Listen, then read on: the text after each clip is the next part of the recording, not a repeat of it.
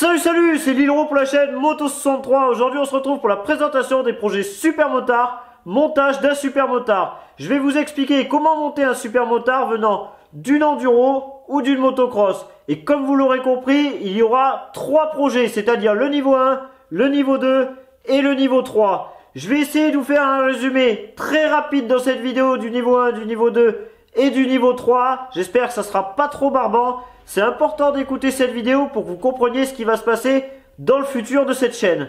Allez, c'est parti pour le niveau 1.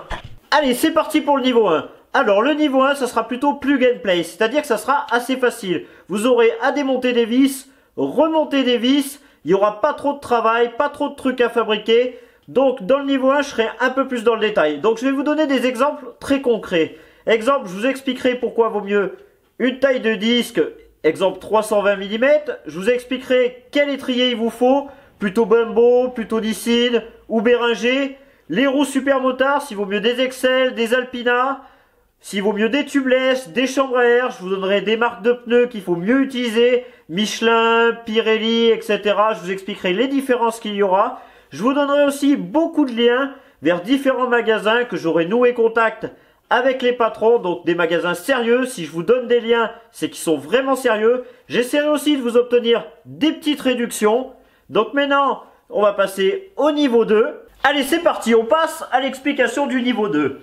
Alors, dans ce niveau 2, on prendra des jantes, exemple, de KTM pour les adapter sur une Honda. Ou exemple, des jantes d'Husqvarna pour les adapter sur une TM. Alors il y aura beaucoup moins de détails techniques, il y aura plus de fabrication, plus de travail. Je vais vous donner encore des exemples très concrets. Exemple, la fabrication d'une patte de déport pour les freins, la fabrication d'entretoises pour les roues, ou l'adaptation des roulements. Exemple, si c'est une KTM, on adapte les roulements pour une Honda. Sur ce niveau 2, il y aura une précision faite sur les prépas suspension, parce que c'est vraiment important. Je ne le ferai pas dans le niveau 1, mais sur le niveau 2, j'expliquerai vraiment ce qu'il faut faire comme prépa suspension. Allez, c'est parti, on passe à la présentation du niveau 3. Alors le niveau 3, il sera un petit peu plus compliqué, il faudra beaucoup plus de travail.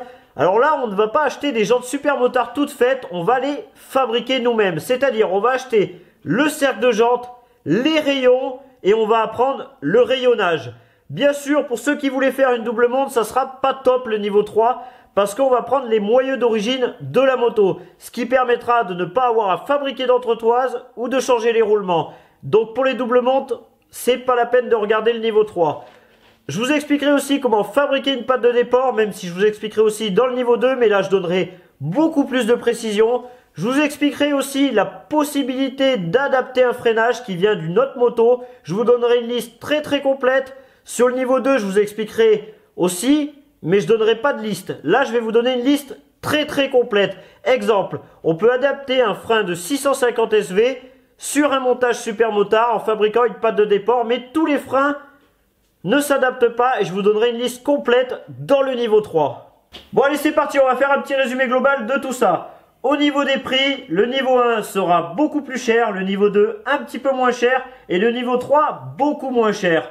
Au niveau du travail effectué, donc le niveau 1, il n'y aura pratiquement pas de travail, ça sera juste de l'emboîtage entre guillemets. Le niveau 2, il faudra un petit peu plus travailler et le niveau 3, il faudra déjà un petit peu plus s'y connaître en mécanique. Mais avec les tutos, c'est faisable. Au niveau du nombre d'épisodes, vous aurez entre 6 et 8 épisodes par projet, c'est-à-dire par niveau. Au niveau aussi des motos que je vais utiliser, je vous ferai la présentation des motos au début de chaque projet. Parce que je ferai une présentation du projet en détail au début de chaque projet.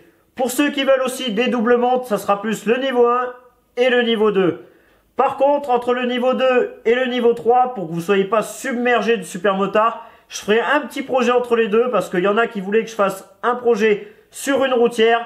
Je vais essayer de trouver ça et je vous ferai un projet sur une routière entre les deux. Et après tous ces projets, on essaiera de repasser un petit peu au cross et à l'enduro. Allez, on se retrouve au projet super motard.